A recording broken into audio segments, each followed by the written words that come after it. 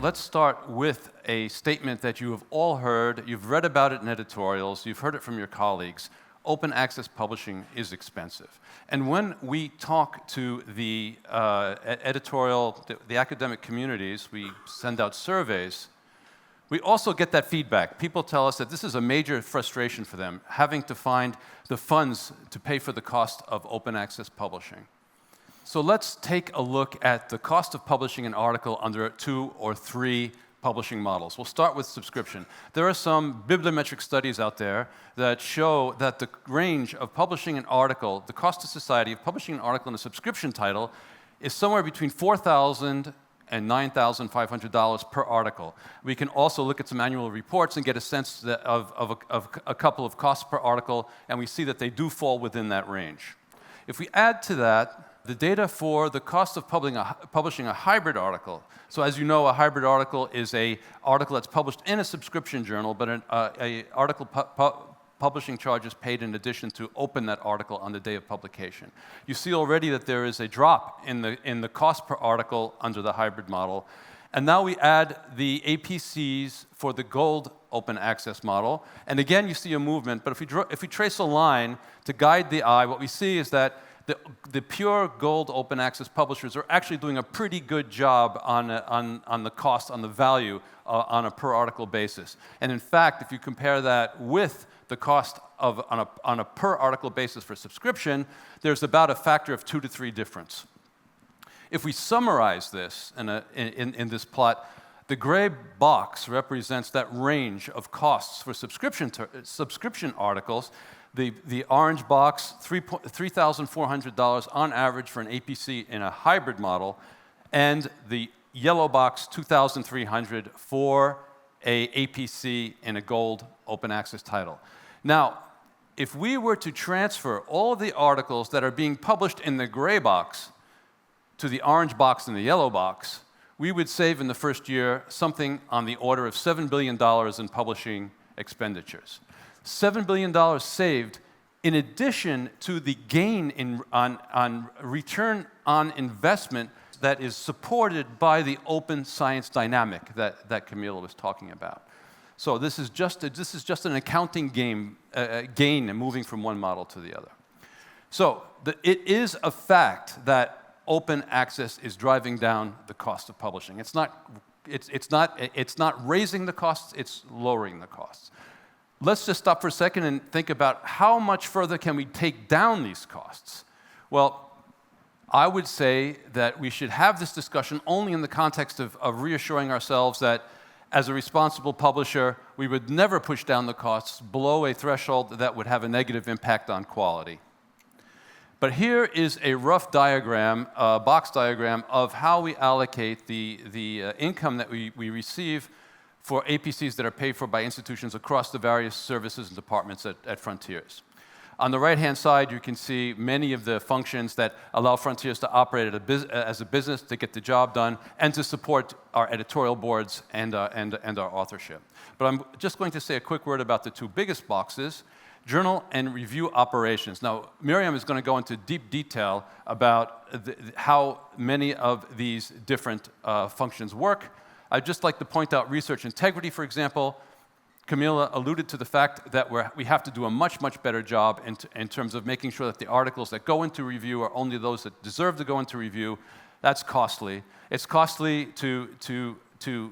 for our teams to hire the people that you all work with from day to day to manage your editorial boards and to work together with you with content acquisition and everything else that you do when you run a journal from day to day. Now we look at the second box, technology and innovation. Now, our technology team has built this entire suite of applications of the platform services also that you use every single day. And they are the team that has developed this, they're expanding it, and in particular, they're working hard now on integrating artificial intelligence along each of the stages of the editorial process. As Daniel likes to say, it's about finding the right technology and wrapping it around the entire editorial flow so that you can get your jobs done, to enable our editorial boards and our frontons to make it happen. So why does this perception of cost of open access remain when we see that actually the fact is that there's a huge potential to lower the costs, and we've also seen that a responsible publisher like Frontiers is not going to try to cut corners at all? Well, the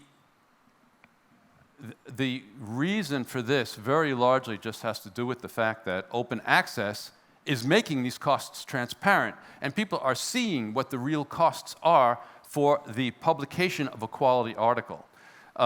People have worked for generations not knowing exactly how much they're paying for their publishing services. So this is a hard problem, but it's not a problem that Frontiers that we're going to be able to solve by ourselves. What we need to do is work with the legacy publishers and ask them to be a little bit more transparent in their reasoning about their own pricing. And we have to ask the funders and the policymakers also to put a little bit of pressure on everybody that's working in this space so that we have a better understanding of what these costs really are. And we are not going to solve this problem on our own. There is another group that is fairly frustrated by this lack of transparency, and that is our colleagues that work in the libraries. They also see this lack of transparency as a commercial tactic. They see it as a way of extending the status quo of subscription publishing, and they do not like the fact that they feel locked into these institutional subscription budgets. Here's a quote from a librarian that I talked to a few weeks ago.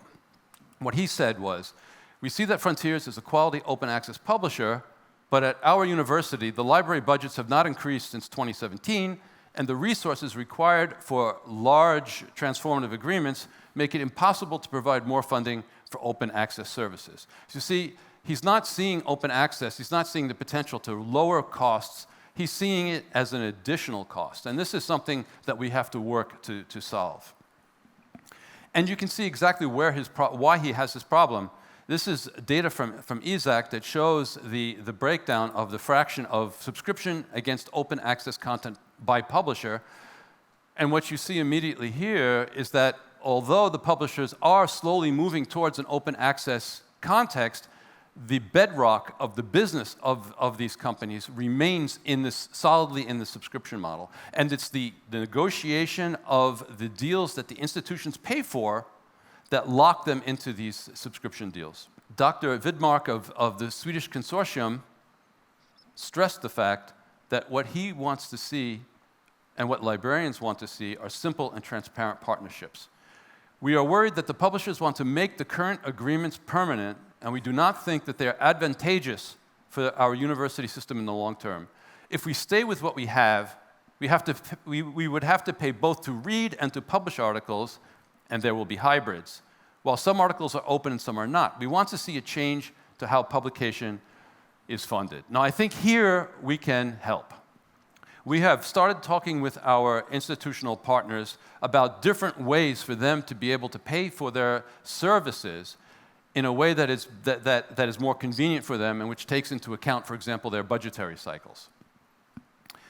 But before I talk about that specifically, I would just point out the fact that Frontiers has always been on the forefront of having these types of discussions with our partners. We were a pioneer in engineering the national consortia deals, and now we have 10 of these deals with various national consortia. And we've also worked quite effectively with funders, making sure that their processes and our processes are integrated so that we save money, that we make the process much more efficient for them when they support a Frontiers article. So the result of this is that we now have over 650 simple and transparent contracts with institutions around the world. One thing that these agreements tend to have in common is that they're all based on the payment of APCs that their communities publish with us at Frontiers. This is hard for institutions to manage because at the beginning of the year, they don't know how many articles they might have to pay for. So we're talking to a growing number of our partners about turning this around a little bit, and we tell them, look, let's work together in a way where you pay one fee at the beginning of the year. We'll negotiate a number which is right for you and right for us. And then after that, it's unlimited publishing for all the people in your community. So it's one fee, unlimited publishing. This enters into their budgetary cycle, and this is something that we hope is actually going to help them drive this transition to open science. The authors would very much benefit from a system like this. They would never have to deal with an invoice, and every paper they submit to Frontiers, they would know that they have the backing of their institution. For our institutional partners, there are also a number of immediate benefits. They have the simplicity and transparency of this type of new deal, and then we would also provide them with dashboards, so in real time, they have oversight of how that resource is being used by their community. Reduced administrative hassle and better value for the service they get from Frontiers.